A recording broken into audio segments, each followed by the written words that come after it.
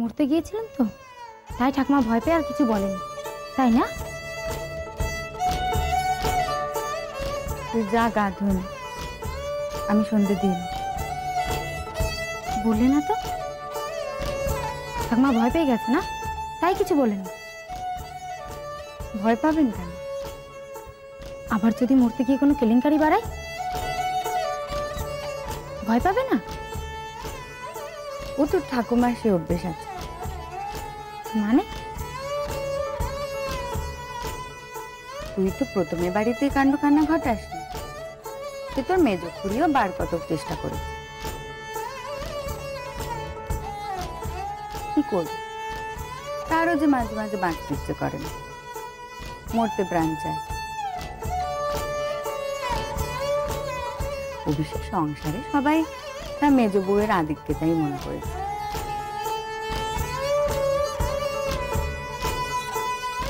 তুমি সেই একই রকম আছো বাপু, খালি কথা। তুই যা গা ধুন।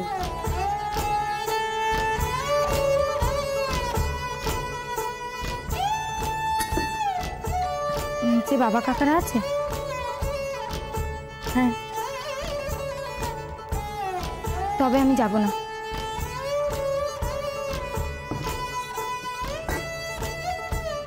কেন? সবার কাছ থেকে নিজেকে লুকিয়ে রাখতে পারবি?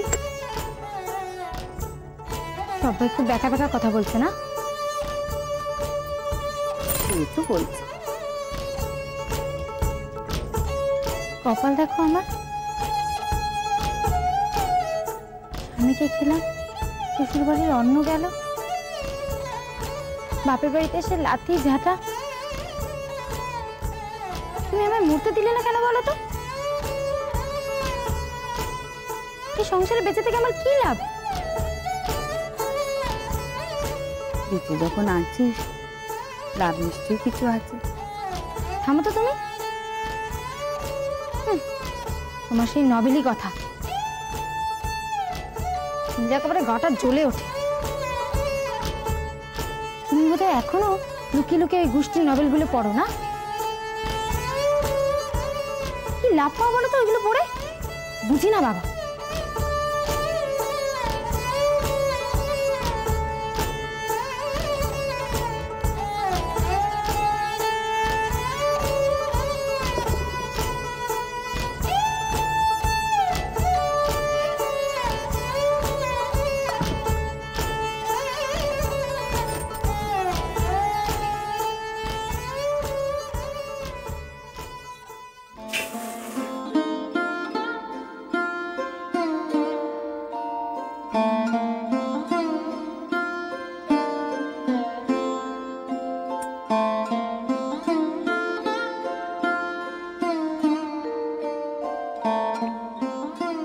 বরটা করতে এখন এলেন না,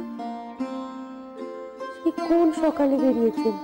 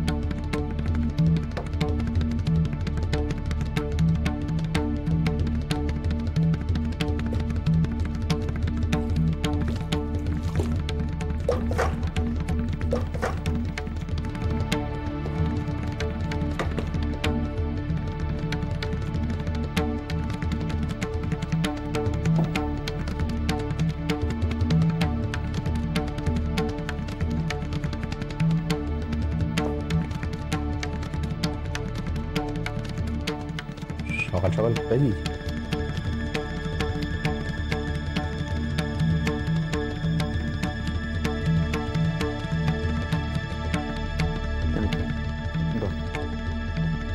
টাকাটা ধর।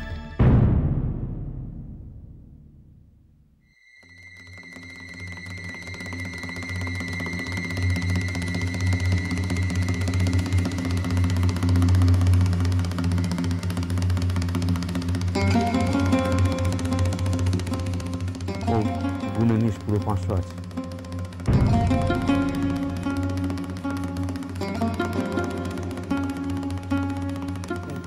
তার মানে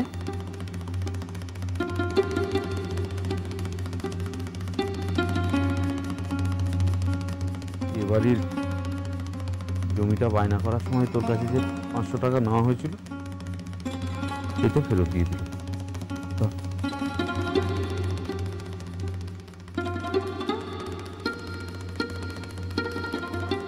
আমি চেয়েছি নাকি?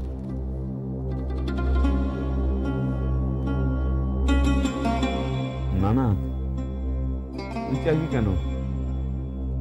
তুই চাসনি তো। তবে কি জানিস পেভা, সারাটা জীবন তো আমি তোর গলগ্রহ হয়ে থাকতে পারবো না।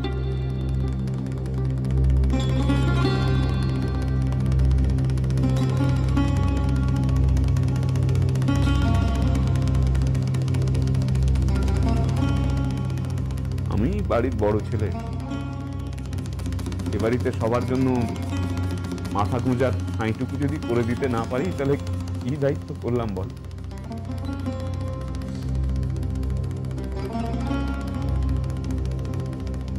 তার জন্য যদি ভাইদের কাছে হাত পাততে হয়, ধার করতে হয়, তাহলে তো সারাটা জীবনের জন্য আমার মাথাটা হিট হয়ে যাবে।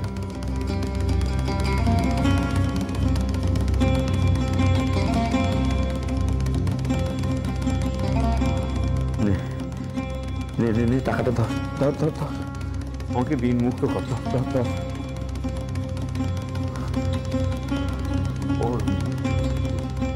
তুই হিসেব করে সুদের টাকাটাও বলে দিতে পারিস, চাইলে আমি ওটাও দিয়ে দেবো।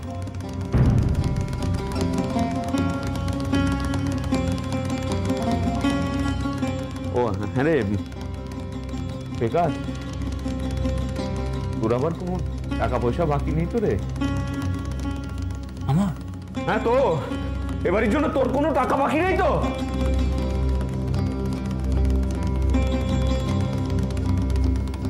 আমি আবার কিছু দিলাম কই পর্দা, রোজগার কম করতে পারি, কখন মা ঢেকেও হতে পারি।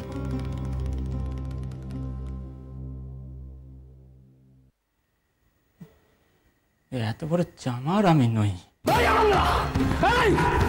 কি ভেবেছিস? কি ভেবেছিস তোরা? আমি মেরে মুখ বেটা ছেলে, মেরে মুখ ভেঙে দেবো। কি শুরু করলি দুজনে মিলে?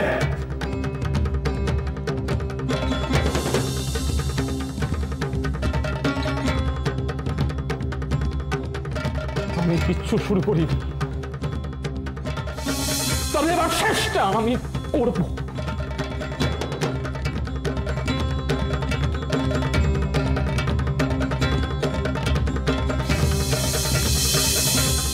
তোকে এর মধ্যে কথা বলতে কে বলেছিল? কেন বলবো না? কেন শুনি? উঠতে বসতে আমাকে ঠেস দিয়ে কথা বল। আমি কখনো কিছু বলেছি বর্দাকে ভিটে বাড়ি নিয়ে? যেমনটা বলো সবই তো শুনি আমি।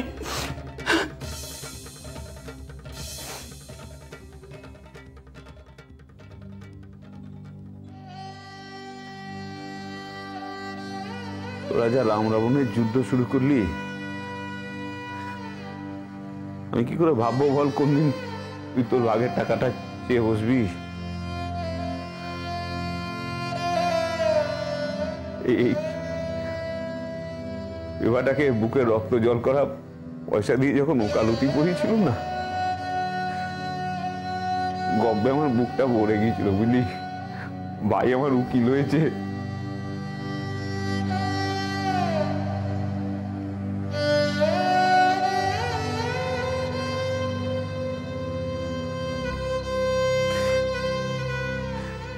তখন তো ভাবিনি ওর উকিলি কথায় এই বুকে পাথর ভাঙবে আমার।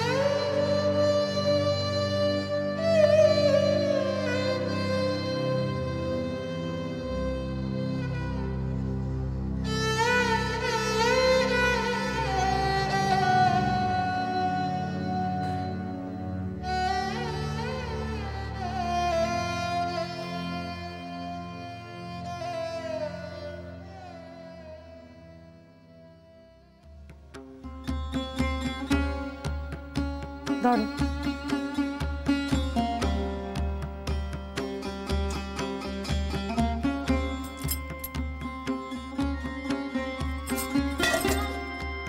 আচ্ছা, তোমার কি মনে হয় বলো তো, এই যে সন্ধ্যেবেলা এতগুলো ঘটনা ঘটল, এগুলো কি রাতারাতি স্থির হয়েছে?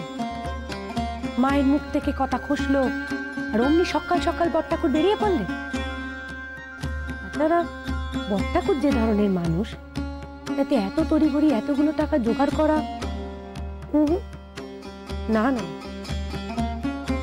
নিজ্ঞাত অন্য একটা কোনো ব্যাপার আছে। তলে তলে কেউ লাগানি মাগানির চেষ্টা করছে।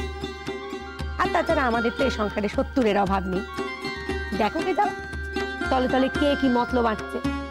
মতলব কিসের? কিসের মতলব? এমন অনেক দুধের মতলব আজকে না আমি ডিট করে দিয়েছি। মতলব না না, যদি কেউ ভেবে থাকে যে কটা টাকা প্রভাস চ্যাটার্জির হাতে গুঁজে দিলেই সব পাওনা মিটিয়ে দেবে, তাহলে সে ভুল ভাবছে। পাওনা যদি মেটাতেই হয় তাহলে সমান ভাবে মেটাতে, 12 আনার জায়গায় 4 আনা দিয়ে মিটিয়ে দিলে হবে না। এই তোমাকে আমি বলে রাখছি, আমি কিন্তু ছেড়ে কথা কই। আর বলবো কি, ওই পেকাটা কিছু বলতে গেলেই তো ফস করে উঠবে। পুরন কাটবে সাপ, মরবার ক্ষমতা নেই, পাড়ায় বসে ফড়ফড়ানি। আবার কিরকম চেনাং চেনাং কথা হয়েছে দেখেছো? সেটা দেবো একদিন ধরে। সে তুমি যাইব, ছোট্টাকুরপোর কিন্তু মুখেই শুরু মুখেই শেষ। অত প্যাঁচ গোছের মধ্যেও নিন, পেঁচটা যে কোথায় সেইটাই হলো জান।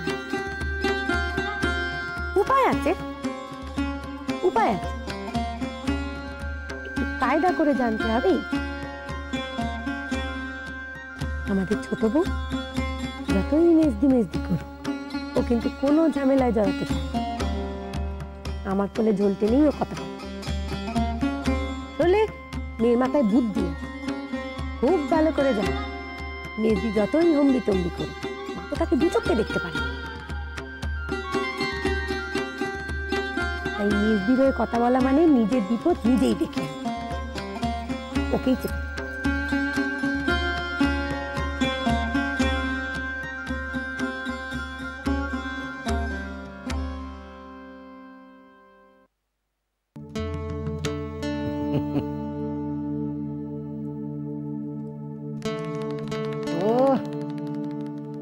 দিয়েছে বর্দা একবারে থোতা মুখ ভোতা করে, দেখাও দেখা করে নাকের উপরে জমা ঘষে দিয়েছে। মুখখানা একবার দেখবার মতো হয়েছে। আরাম জাদা একটা চুপচে গেছে, ফার্স্ট ক্লাস। তুমি বা বাদ রইলে কেন?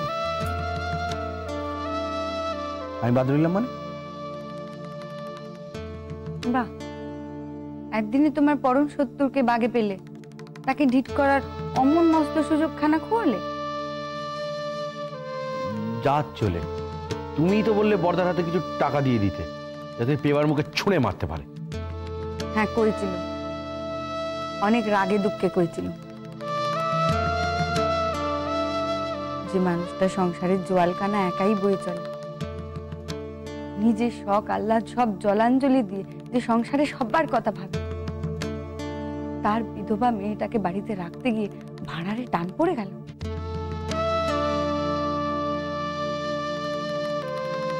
বারান্দায় মুখ চুপ করে দাঁড়িয়ে থাকা ওই অসহায় মানুষটাকে দেখে বলেছিলাম তোমায় টাকা দিতে।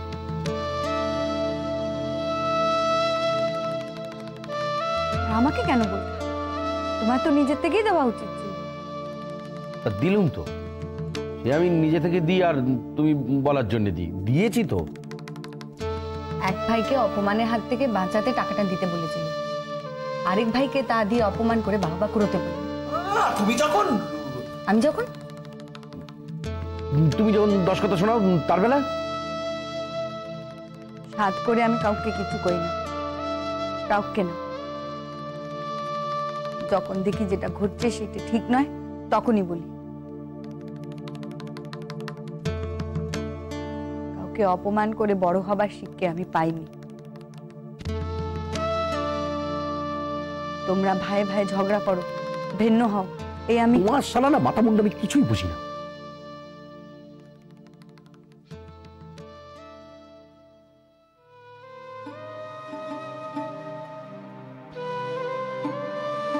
যদি বুঝতে তবে সবকিছু হয়তো অন্যরকম। আচ্ছা, তুমি যদি আর 5 জনের মতো হতে না, তাহলে অনেক কিছু অন্যরকম হতো। আর 5 জনের মতো হওয়া কাকে বলে? দুপুরবেলা হাত পা চুরিয়ে পান চুবোতে চুবোতে সবার কুচ্চ করা, নাকি রাতের বেলা স্বামীর কান ভাঙা, না হেসেলে ঢুকে দিন রাত চচ্চড়ি রাঁধা আর খুদ ধরা? পারলুম না, আমি চিষ্টি ছাড়।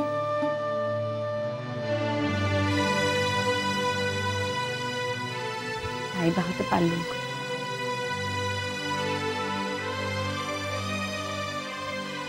কেন আমি 4 দেয়ালের মধ্যে আটকা পড়ে গেলাম? কেন পারলুম না?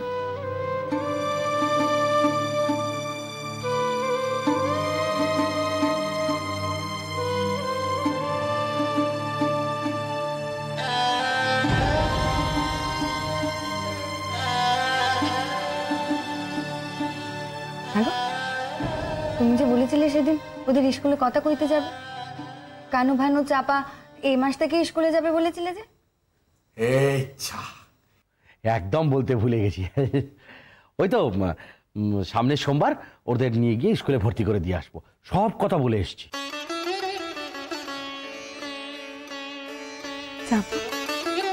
চাপাও যাবে, চাপার স্কুলে তো কথা বলে।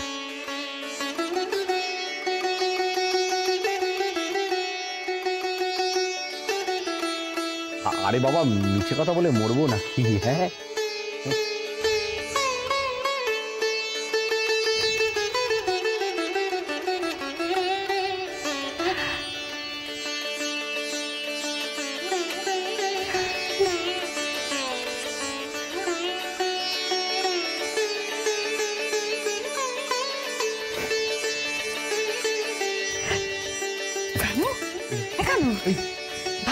কি করছো? উঠ না। আরে কি করছোটা কি?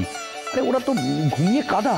এই কানু, ভানু ওঠ, উঠছি কি? আরে শোন না, জানিস তোরা সামনে সোমবার থেকে স্কুলে যাবি, তুই কানু দিদি। দিদি যাবে?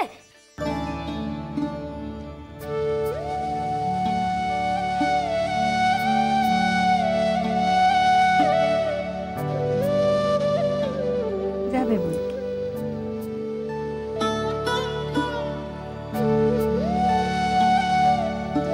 চাপা স্কুলে যাবে।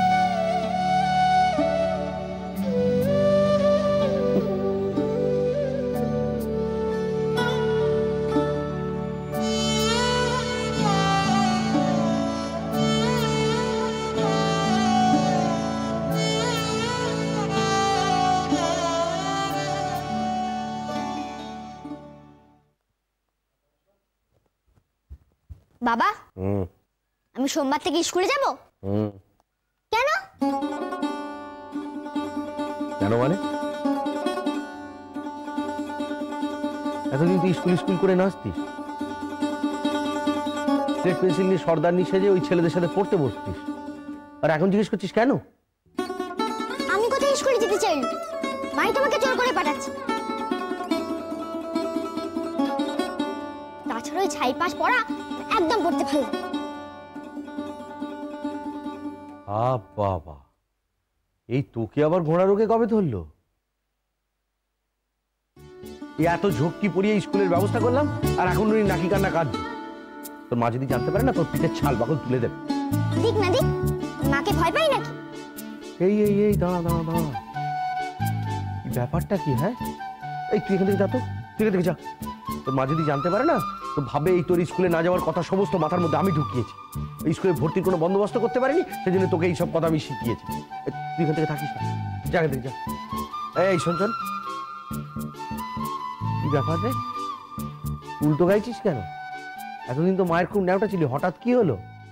আমার একদম ভালো লাগে না, মানে সবেতেই বাড়াবাড়ি।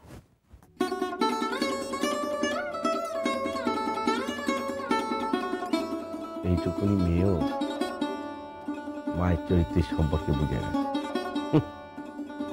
বুঝে বউ,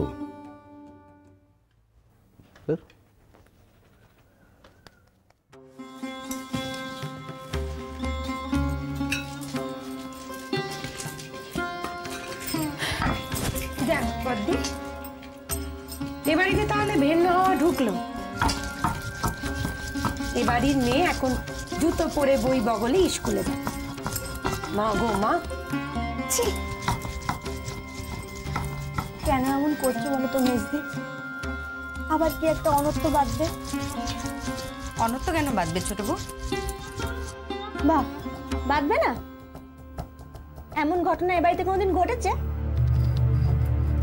সে যদি বলো ছোট বউ, এবারের কেউ তো কোনো কালে থিয়েটারে ছায়াও মারায়। ছোট ঠাকুর বোধ সেই ছেলেবেলা থেকে থিয়েটার নিয়ে আছে। কই, কোন অনর্থ তো বাঁধেনি। সে তো বেটা ছেলে মেজদি।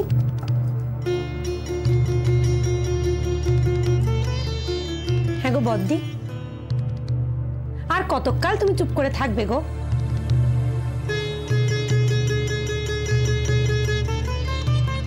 আচ্ছা, তোমার কি এটুকু কথা মাথায় সিধোয় না গো মেজদি? এ বংশের কোনো মেয়ে যদি এরকম একটা চিষ্টি চারা কাজ করে, তাহলে এবারের বাকি মেয়েগুলোর বিয়ে হবে কেমন করে? মুকুর মতো কথা কেউ না সেজব।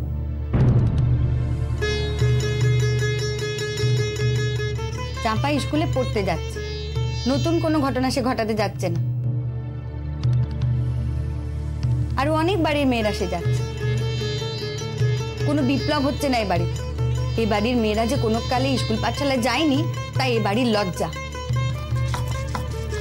খুব তো বড় বড় কথা কইছে, দেখবো, আমিও দেখ চাঁপা স্কুলে গিয়ে কি হাতি গোড়া হয়, আমিও দেখ। সে হবার জন্য স্কুলে যাবার দরকার করে না, মানুষ হবার জন্য দরকার করে বটে। বাহ বাহ বাবা বাবা। শোনো বদ্দি, এই আমি তোমাকে বলে রাখি, বেবি টগরের বিয়ে দিতে গিয়ে তোমার নাজেহাল অবস্থা মেজদির এই জেদের জন্য। কথা নেই বার্তা নেই, আমার ছেলে মেয়েকে স্কুলে ভর্তি করে দিয়ে এলো। বামুনের ঘরের গরু, বউয়ের চাকর।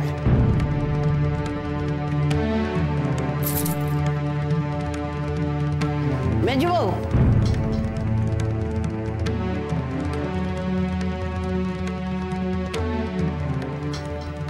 এতদিন পরে পুরনো কথাখানা তুললে কেন?